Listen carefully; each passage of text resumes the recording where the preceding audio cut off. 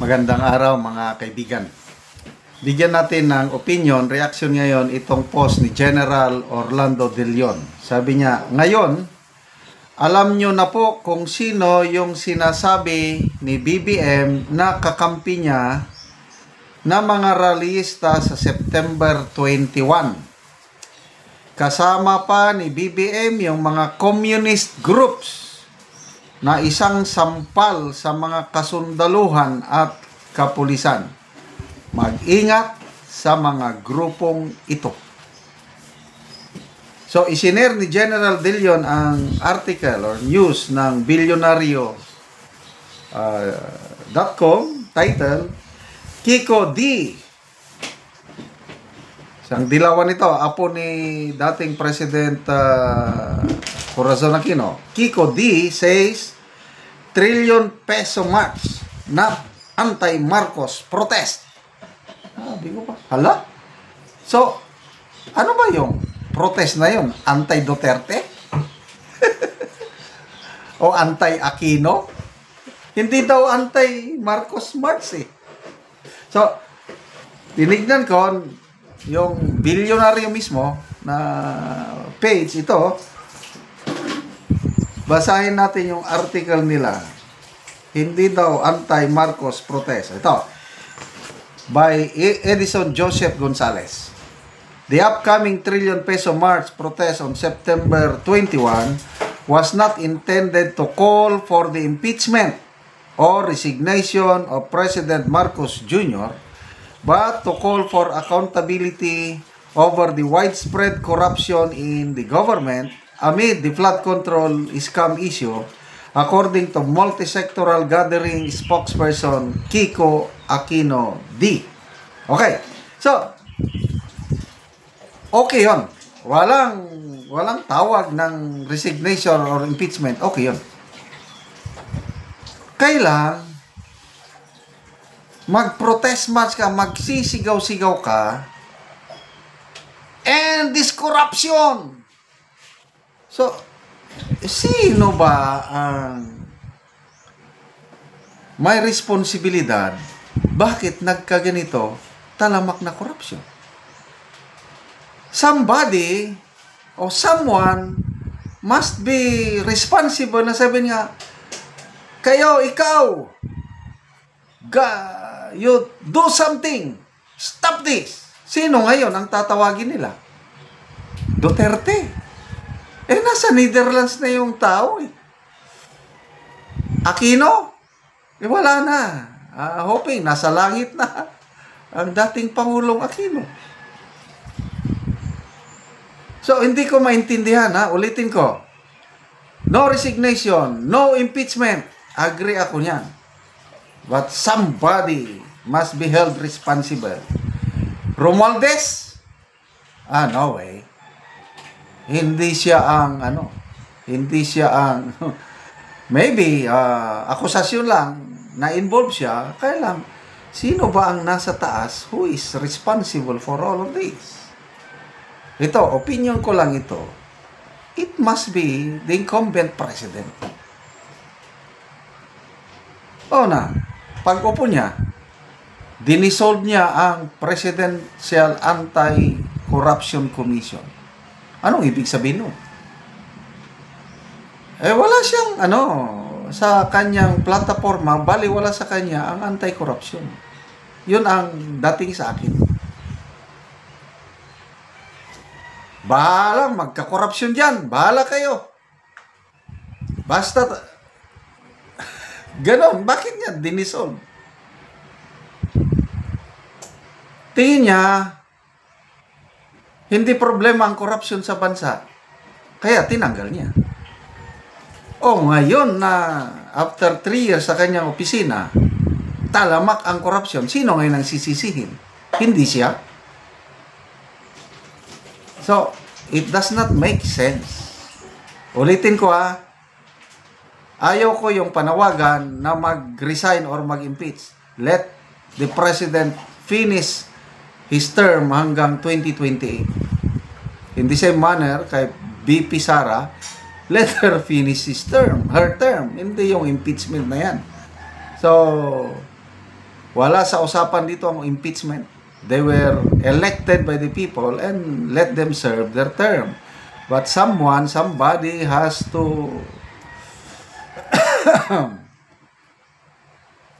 put the blame.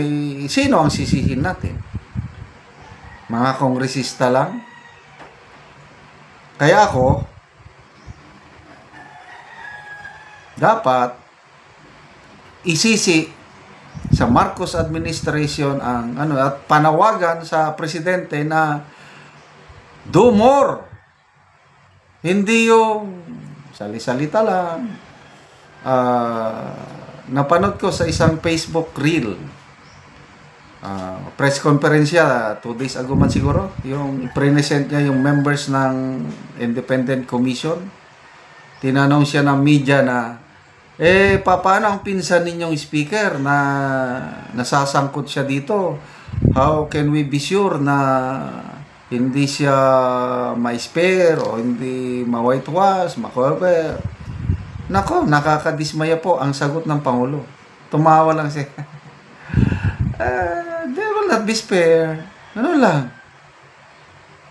Kaya, I don't know kung sincero ba siya.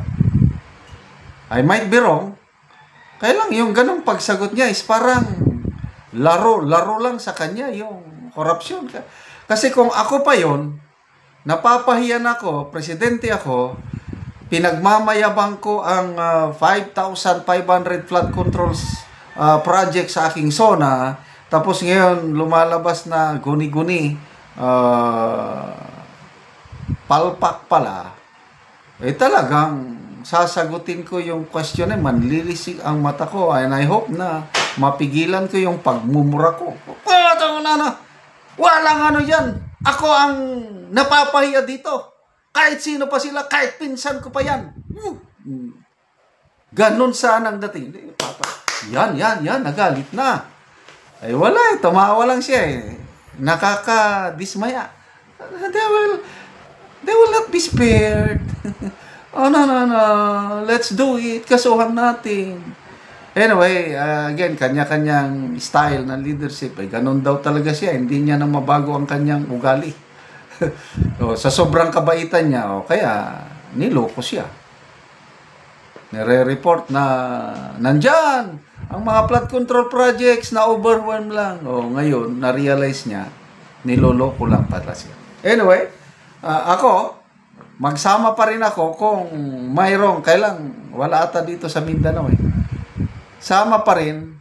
Yes, no to impeachment, no to resignation, but dapat Marcos administration ang gagawa ng bakbang.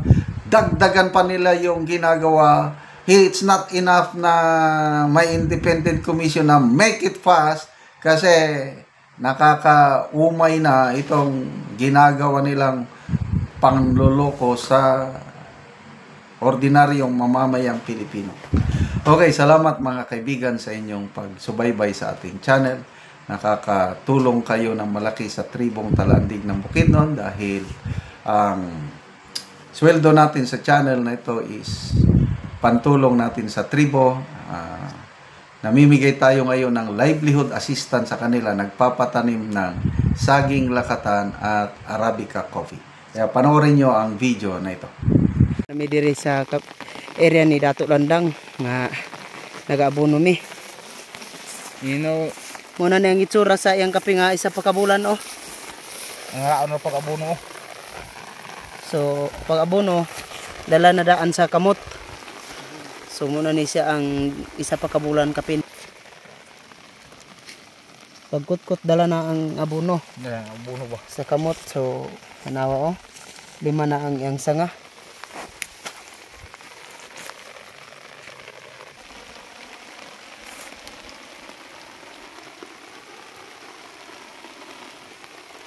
So labong kaayo nga kapin pagani siya isa ka bulan. Dagan na sanga. Kapihan ni Dato Makalandang. Yang kape. Tampo kayo.